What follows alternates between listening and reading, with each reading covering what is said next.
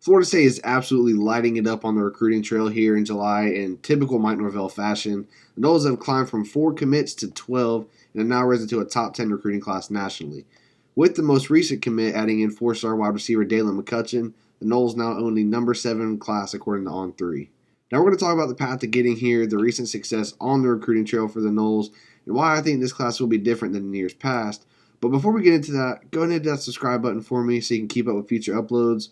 Post several times a week, talk recruiting, conference realignment drama, all that good stuff. So if you have the mental toughness to follow Florida State football this closely, definitely consider subscribing. Now let's dive into that 2025 recruiting class.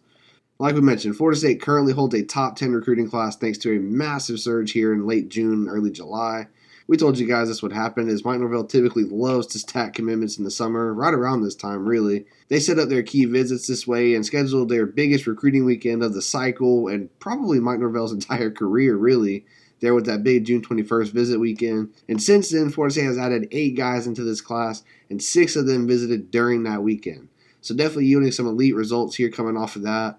On top of that, it isn't just about new commits either. Florida State had commitments from other players like the number 1 edge in the country, Javion Hilson, who we'll talk about here in a minute, but also guys like Tramel Jones who are already in the fold, but both of those guys have since publicly shut down their recruitments following that big visit weekend. Now, those are far from done here, but I want to talk about the way this class is shaped up because you've had some heavyweight battles here. 5-star offensive lineman Solomon Thomas and 4-star quarterback Tramel Jones. You had to fight off heavy pushes, specifically from the in-state rival Florida Gators. Especially with Tramel, it got a little dramatic there right before he shut it down. We were hearing rumors that Florida was offering him double the amount that Florida State was. You fought that off. You also essentially flipped 4-star offensive lineman Peyton Joseph from the Gators as well. You were battling Georgia for defensive lineman Kevin Wynn and wide receiver C.J. Wiley, and both of them committed to Florida State kind of out of the blue. Kevin Wynn publicly announced his commitment like 2 days after his official visit, and with Wiley, he didn't even have any media in attendance at his commitment ceremony. That's how much everybody thought it was going to be Georgia, including me. I didn't have a video ready or anything, so I was actually kind of running around like crazy trying to get a video out there for you guys. But my point is, those are both kids from the state of Georgia. Those are both kids who were considered Georgia leans at one point, and you fought that off and you won out. Then take a guy like Myron Charles, a 4-star defensive lineman who was a top priority for you, but started seeming like he was trending towards Texas.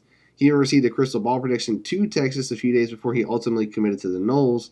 Texas was also trying to flip your number 1 edge commit, Javion Hilson. They offered him a ton of money too. Now, Hilson and Charles are both Florida kids, so you should be keeping them home. But Texas is recruiting extremely well right now too. They were a playoff team last year, and everybody knows that they're extremely competitive in the NIL space. So to fight off a pretty major push from Texas and still land these kids, or in Hilson's case, get them to shut it down, it's a pretty big deal. Also on that note, with the most recent commit and 4-star wide receiver Dalen McCutcheon, that's a top 100 wide receiver from the state of Texas. It's not an easy thing to go get one of those guys. Now, even though he's a 4-star, I think he's extremely underrated. I think he's probably one of the best receivers in this entire class. Now, pulling him out of Texas with all 3 Texas schools involved, even SMU, you also beat out Ohio State for a receiver, which is not an easy thing, and you fended off a late push from USC as well. Now looking on to a guy like Chase Lofton, a 4-star tight end that you pulled out of Nebraska. Of course, Nebraska always recruits the in-state kids really well. He was also considering Texas A&M. Both Nebraska and Texas A&M got official visits after you did. Crystal ball started coming in for him to Nebraska, and then boom, he commits to Florida State. So great job going all the way out to Nebraska and pulling him away from the in-state school and doing it after he took 2 official visits after Florida State.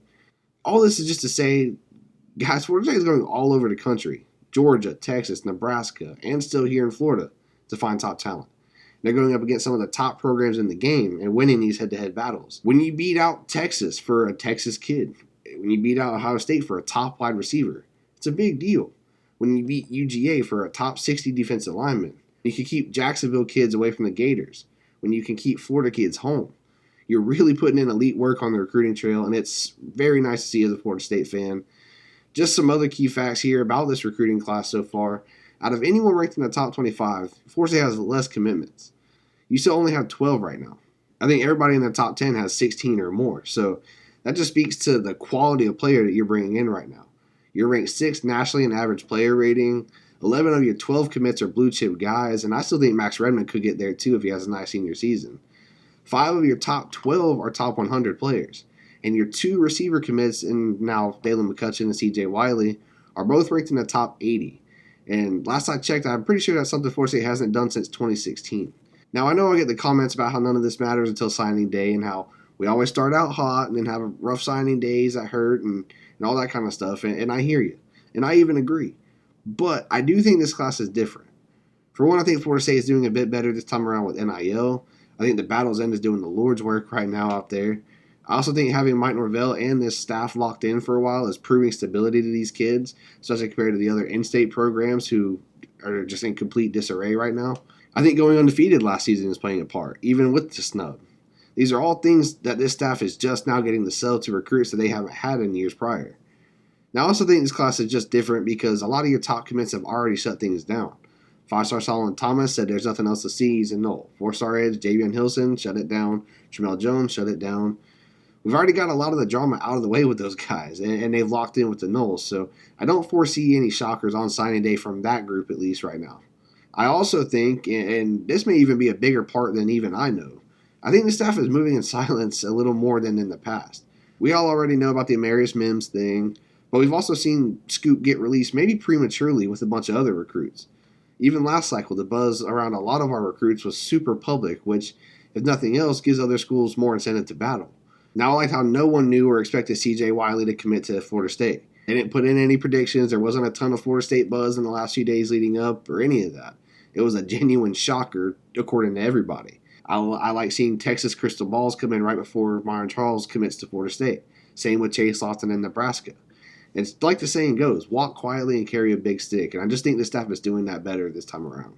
So, I mean, there's really no other way to say it. They're just kicking ass out there on the recruiting trail right now. And even despite a few misses, this is shaping up to be a really, really good recruiting class. They're going all over the country. They're winning battles against Georgia, Ohio State, Texas, Florida, Miami. You're doing things that haven't been done in pushing 10 years.